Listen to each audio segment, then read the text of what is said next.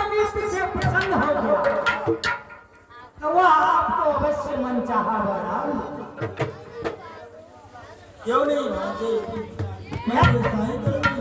यदि आपको मनचाहा वरदान दिया तो आप सीधे कहना, हे कैलाशपति, अब मेरे साथ कैलाश को चलो। क्यों नहीं भांजे? यदि वह आपको वरदान दे चुका तो समझ लीजिए आपको कैलाश अवश्य ले चलेंगे। तब तक मैं भी पीछे से आ जाऊंगा और मैं कहूंगा मैं अभी तुरंत दौड़ा मालिक को पास। क्यों नहीं भांजे? क्योंकि वह तब मुझे दंड नहीं देंगे और मैं कहूंगा कि आप ही माँ मिश्री को बुलाए। क्यों नहीं भांजे? यदि आप इस रूप में जाते हैं तो तब तो वह पहचान करेगा।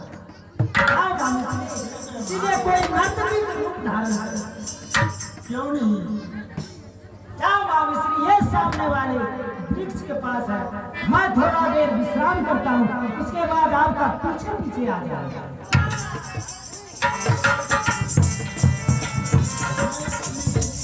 रूप बदल करके मैं विष्णु मोहिनी कन्या के रूप धारण करूंगी और नेत्र दान करने के लिए मैं कैलाशपति के सामने जा रही हूँ।